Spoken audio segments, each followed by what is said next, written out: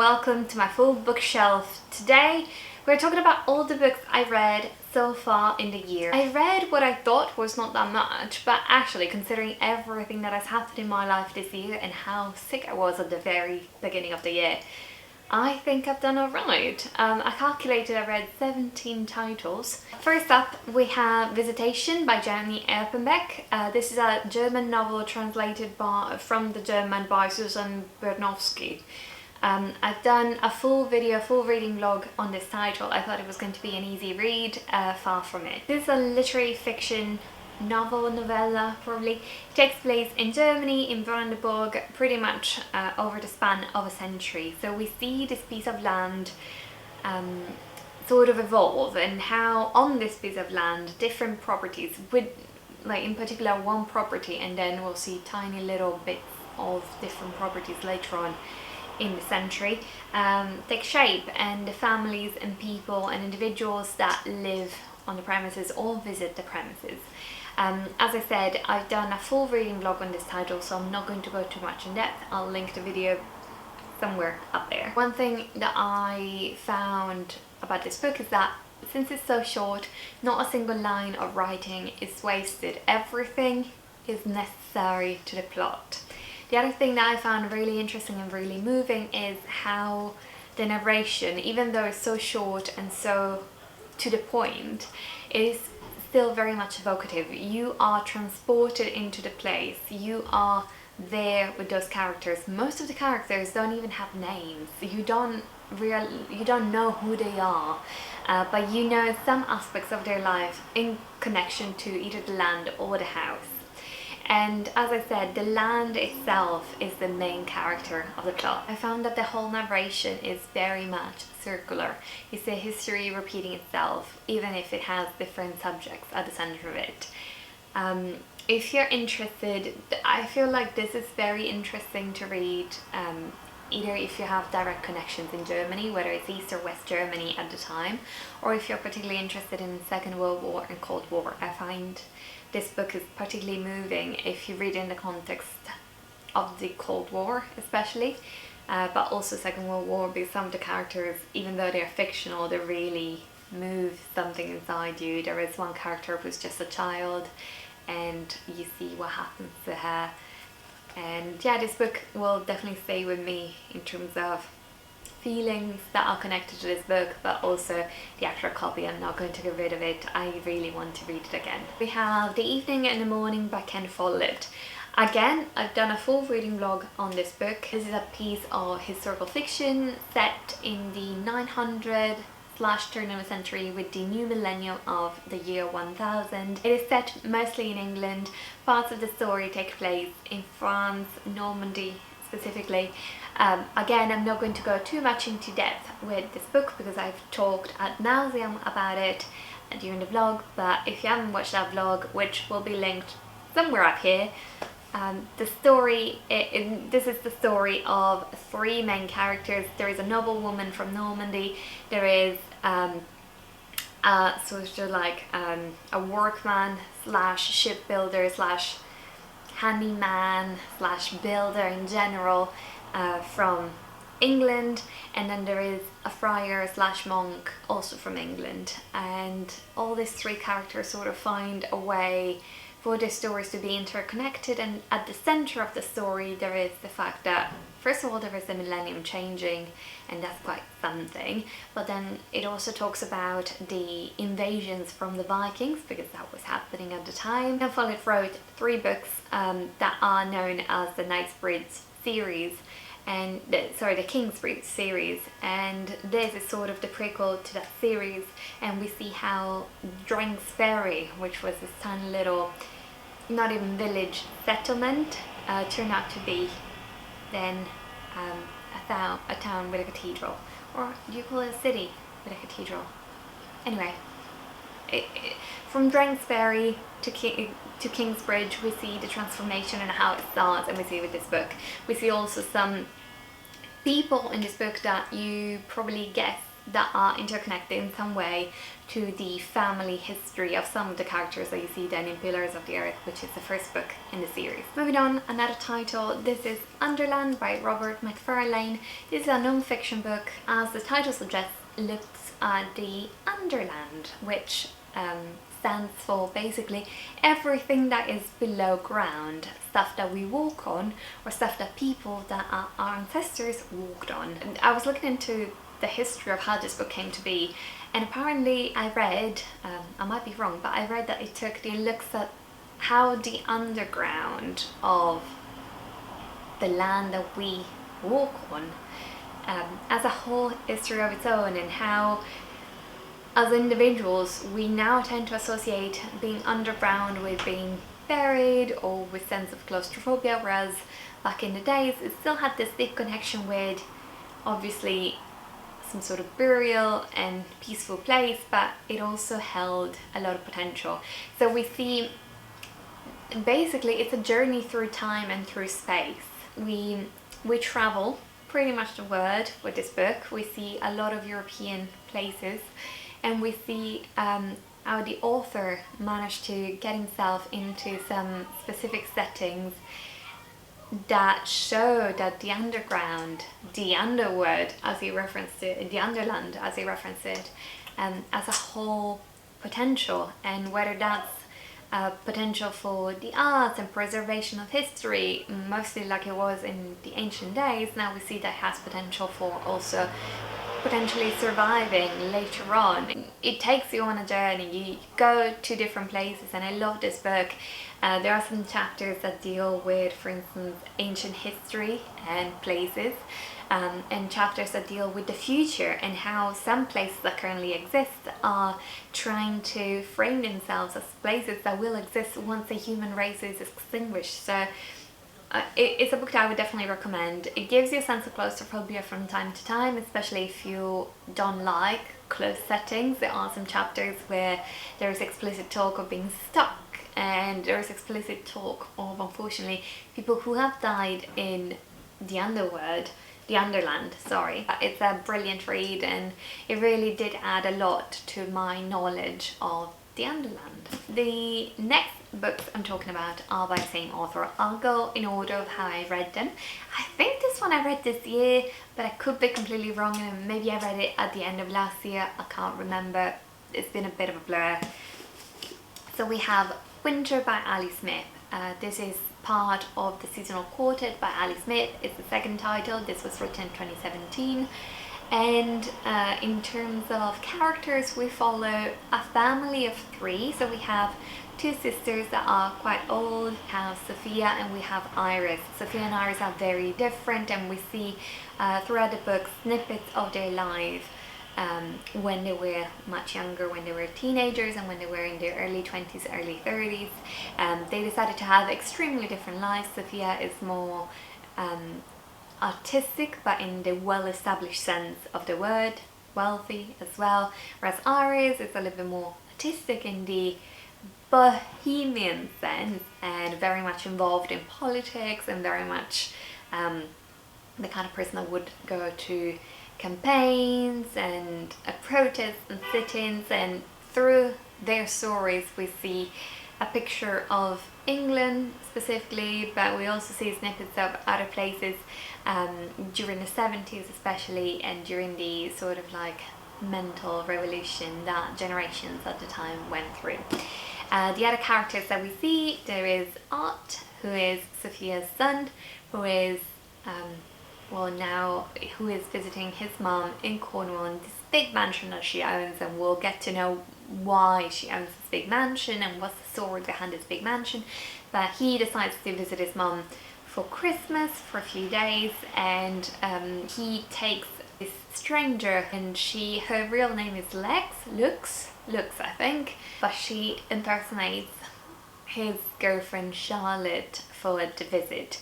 But this is not a story of fake dating or anything like that. It's mostly a story about why Art's girlfriend Charlotte is not there, and it's a story about protest, defense. It touches upon defense, it touches upon politics, and it touches upon social media, identity theft and all that. It was a good book. I definitely think it's probably my least favourite out of the entire seasonal quartet, but it was a good book nonetheless, and Ali Smith writes absolutely wonderfully.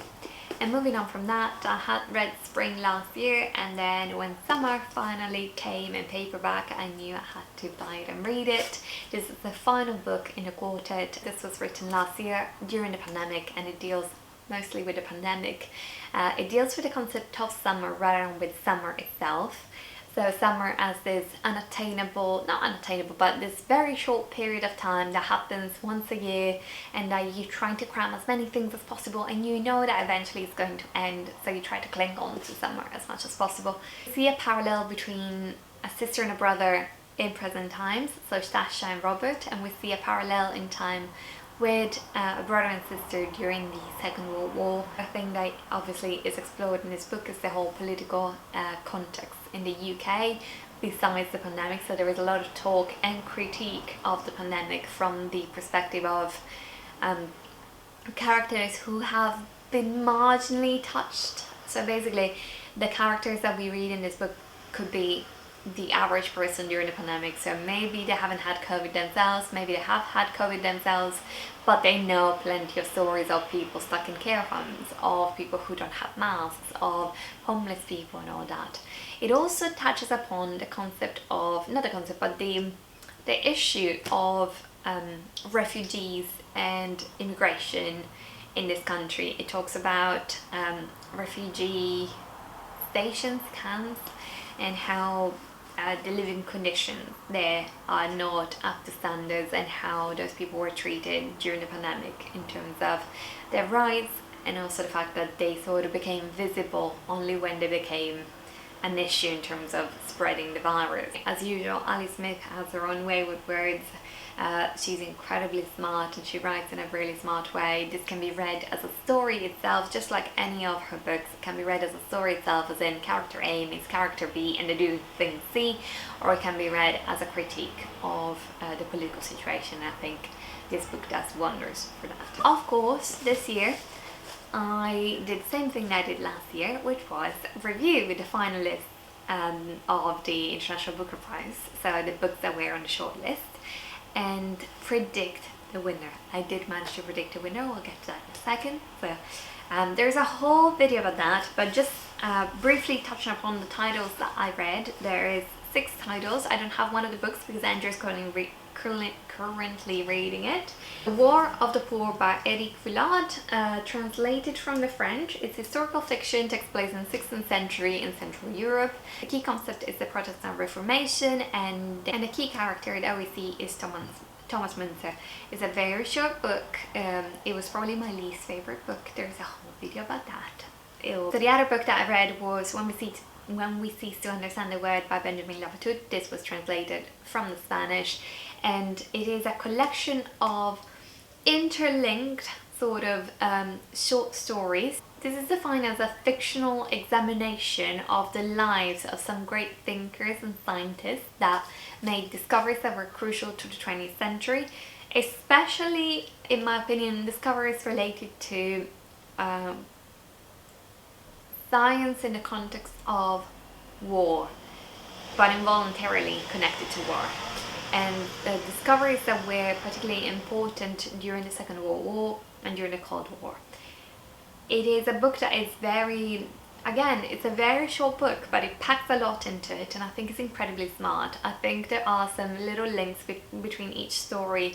That can be a term, that can be a color, that can be something that is mentioned once that you see as a sort of thread between the stories.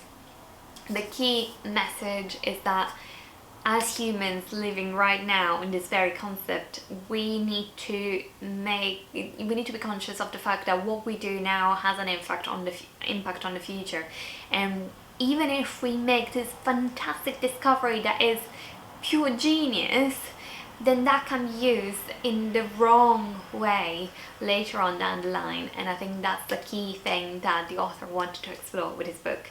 Absolutely brilliant book. For me, it was probably my top favorite, together with another one that we're going to touch upon, more up there linked. somewhere. Then we have the book that actually won and that I predicted was going to win, which is At Night All Blood is Black by David Diop. Another short book, historical fiction, deals with two Senegalese brothers, not really blood brothers, but brothers as in extremely close friends, childhood friends that were raised almost as brothers.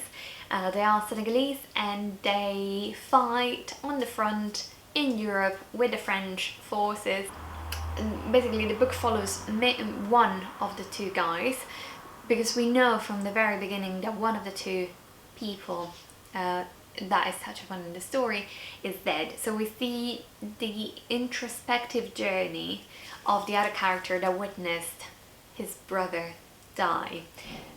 I think if I were to outline the key topics that are touched upon in this book, we have obviously war, identity, colonialism, racism, and also the sort of concept of witchcraft and the connection to the mind. Brilliant book. It wasn't my favourite, but it was really, really nicely written. Obviously, it had potential for an award and it won the International Booker Prize 2021. Also on the shortlist for the International Booker Prize, and also a book that I read, was The Employees, a workplace novel of the 22nd century by Olga Ravn, translated from the, I want to say Danish. Yeah, translated from the Danish. This is a very strange book. I've never quite read anything like this. It's written, so each chapter is a statement, and each statement comes from people or humanoids living on the 6000 ship, which from my understanding is a sort of like spaceship that is up in space and orbiting in space. From what I understand with this book, the human race has sort of either extinguished or the people on the spaceship had to leave for some reason. We see the statements, and in these statements each human or humanoid talks about some objects. We don't know what these objects are, and we can sort of understand what they are from the descriptions, but we never know for sure. The other thing that they talk about is the relationship between humans and humanoids, and basically the relationship between creator and creation. But at the same time, you see that later on the creation also starts to develop human sort of traits, whether that's thinking or feeling, and it's really interesting. It is quite dark. It gave me a sense of doom as I was reading it. Very brilliant, a great concept. Yeah, it has a great potential. I always talk about this book with people that I know like science fiction, because I think it would probably classify as science fiction / experimental. But it was a great book, really interesting, really fun in its all contorted way. Makes you think a lot about the concept of identity, but about the concept of technology, and about the concept of humankind, in the sense of how the humankind relates to the place it inhabits. Hi, this is my editing self. The reason why you're seeing this clip is because I was editing just now and I realized I never talked about, what's it called? The Dangerous Smuggling Bed by Mariana and Enríquez. So The Dangerous Smuggling Bed is translated from the Spanish. It's a collection of short stories that have a sort of horror, unsettling theme, mostly set in Argentina, with the exception of one that is set in Spain. They are really nice, beautiful written stories. I think the key thing is that if you read them, you can read them as a story itself, but then if you dig deeper into the Argentinian context, you will see that they all relate in one way or another to the concept of well, to the history of Argentina during the military regime. So very interesting. But yeah, back to normal video now. And finally, we have probably my personal favourite of the International Booker Prize 2021 shortlist, which is In Memory of Memory by Maria Stepanova, translated from the Russian. This is the chunkiest of books that we're on the shortlist, but I devoured it. I think I read this in a couple of days. This is historical fiction / non-fiction. The reason why I say / non-fiction is because obviously this is based on real events and on real characters. It starts with the premise that the main character, which in my opinion probably translates into Maria Stepanova herself, goes to her aunt's, or dead aunt's place to sort of sort through her stuff after her death. And as she sorts through her stuff, she finds a lot of pictures, a lot of notes, a lot of postcards written by people that she never met but existed. And from there starts this quest to understand who were these people, what was their history. And through this sort of little quest that the main character poses, we see the history of Russia through a century basically, and the people that inhabited Russia within different parts of society in a way. It's a great study into the history of a country, but also a great study into the history of history and memory in that context, as in there's this clear distinction that is made quite subtly in the book, which is history is the thing that has happened, the facts that have happened, such as on date X, event Y happened. Whereas memory is how we remember and how this event is sort of translated and talked about as time passes, and how, especially memory associated with people, that has a special meaning for posterity. An audiobook credit, and I listened to this book, I listened to it in a day, very fast, very quick, is How to Be Right by James O'Brien. James O'Brien is a journalist that he has his own radio show, I believe at 10 a.m. on LBC, 11 a.m. on LBC. Combines a little bit of writing with transcripts, or in the case of the audiobook, obviously read-ups of the transcripts of phone calls that James O'Brien had on air about topics. The book is divided into sections. I think there is feminism, there is race, there is immigration. So it's sort of divided into concepts, and how James O'Brien, who is the author and journalist, sort of shows how being right means basically letting the other person understand that they are wrong, or they don't have a point, or they can't defend their point. I don't think the book added much to my life, and I think it at times was quite self-indulgent, as in, look how well I did in this situation. I wouldn't particularly recommend it. I'm glad I had a free credit for it, because I would have regretted spending money on it. Another book that I listened to as an audiobook is Daisy Jones and the Six. Now, I'm probably really late to the party. This is a book by Taylor Jenkins Reid, and it's a basically literary fiction book with elements of historical fiction, but very recent historical fiction. It is written in a way that is a very flowing interview from this interviewer that we don't know much about, and Daisy Jones, who was this very successful singer in the 70s, if I'm not wrong, and the Six, so this band that was also very famous at the same time, and how Daisy Jones and the Six came to be as a unit, and their sort of like sex, drugs and rock and roll lifestyle that they had. This is pretty much it. I mean, there is no concrete storyline to it. It's mostly narration and character study into the lives of these characters. And we don't understand why we're listening to this interview. We think it's a feature about the group, and then towards the end you realise it's something else, which was a really nice touch. It made me cry a little bit. It was really nice. And yeah, I would just definitely say don't buy the book, listen to the audiobook, because it was really nicely done. Then we have, I'll be quick, The Union of Synchronized Swimmer by Claudia Sandu. This was translated from the Finnish, I want to say. And it's a novella, very short, very entertaining. I saw it in the bookshop and I had to get it. I mean, synchronized swimming, Soviet Union, and you know, this brilliant cover. It's written, I think it's very similar in terms of narration to Visitation by Jenny Erpenbeck that I discussed before. But basically we see this, we are in this unnamed USSR state. And there are 6 girls, they like to swim, and then one day on the TV they see synchronized swimming for the first time. They decide to train, and it becomes so good that they are invited to compete into an international competition of some sort. From what I gather, it's probably the Olympics or something similar to the Olympics at least. But then the main part of the story is 6 chapters, and they all give us a snippet of right now, showing where the 6 girls are, and none of them, well, the majority of them are not in the USSR or in what used to be the Soviet Union. So we know that somehow they escaped. We don't know how, and we'll figure it out.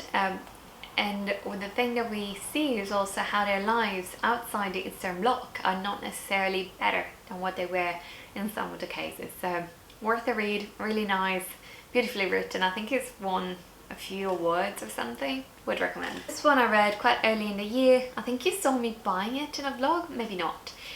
This is First Person Singular by Murakami Haruki. This is a collection of 8 short stories written, as the title would suggest, in first person singular. As usual, Murakami combines elements of literary fiction with magical realism. It creates beautiful, strange stories with strange elements. They are not necessarily all interconnected with one another, but they all deal with pretty much love, identity, memory, and sort of like projecting the future into the present. And also, yeah, I mentioned memory. Yeah, I think the concept of memory is quite important, especially for some of them. But just like in the majority of Murakami's pieces, the elements of magical realism really put you in a different place and make you live the whole thing as if it was a fable almost. Really nicely written. I cannot say it's my favourite collection of short stories by Murakami because he's written plenty, but it's really nice, really enjoyable, and really beautiful read. I read Olive by Emma Gannon. This was mostly because it was, I can't remember if it was free or 90p on the Kindle store, but anyway, I got it. I had seen it around, I quite liked the cover, didn't know what it was about. It's a piece of contemporary fiction. Olive is the main character. Olive is in her early 30s and she has just broken up with her boyfriend. The reason being she does not want children, the boyfriend did want children, so they decided to go different ways. And the key topic of the entire story is children and how there are women who want to have children and have children, women who want to have children and struggle to have children, women who are undecided and then don't know what to do later on in life, and then women who are quite set on not wanting children. And the book is some sort of glorification of the fact that some women do not want children and should not be forced by society to have children, which is a point that I completely stand by. And I think I find it really rude when I witness a conversation, or when I was the subject of those conversations myself. Also, when are you gonna have a baby? Also, what about babies and all that? I think it's incredibly rude, and this book shows the two faces of that. The face of, I do not want a child, please stop asking me, but also the face of somebody who is asked that question and cannot have children. Because we see Olive as the main character, but then she has 3 best friends. One best friend has, I think, 3 or 4 children, but her marriage is not exactly the best. A friend who's just had a baby, and his other friend who's been struggling to conceive for about a decade now. And I would say it was an alright book. It wasn't a masterpiece or anything like that. Very easy read. I think the author emphasizes the point so much and so much and so much, and before reading the full sentence you already know how it's going to end because she wants to make the point and you know how she's going to make the point. Final book that I read on Kindle, and not necessarily the final book that I read in general, Small Pleasures by Claire Chambers. It's a piece of historical literary fiction set in the 1950s, mostly in London / southeast England. It follows the main character, Jean, I think is her name. She is a journalist at this local newspaper, and one day the newspaper gets a letter from this woman who claims that her daughter, who was born 10 years earlier, is the result of divine conception, so it was a virgin birth. And she claims that she never had intercourse with a man, but somehow she got pregnant. And ahead of the Christmas sort of series of stories for the Advent, the editor of the newspaper tells the one woman who works at the newspaper to deal with the story and follow the case and see what she can do. And she decides to do a proper scientific investigation into that. So she contacts researchers and doctors, and obviously also the woman who had sent the original letter. They all come together and try to figure out, was this really a virgin birth? Parallel to that story, there is also the story of the journalist who meets the husband of the main character, of the woman who sent the letter, and they sort of develop a special friendship. That's all I'm going to say. That was a really, really enjoyable read. I mean, again, it's not a piece of writing that will stay forever with me, but it was really cozy, really nice, and the author really transports you in London in the 1950s, and you know, the fashion is so well researched, the office environment is really well researched, the food is well researched, so really, really enjoyable read. And that's it for now. I think I talked. If you enjoyed this video, or if you read any of these books yourself, leave a comment down below. Tell me whether you liked this video or not. Leave a thumbs up if you did. If you didn't, leave a thumbs down. It's okay, it's fine, I'll take it. But do tell me what you thought of any of those titles if you read them yourselves. And I shall see you Monday next week with a new video, and I don't know precisely what it's going to be. I have a feeling it's going to be a certain thing, but I'm not going to make any promises right now because life is weird these days. But again, thanks so much for watching. You can find me on Instagram at myfullbookshelf, and I'll catch you next time. Goodbye!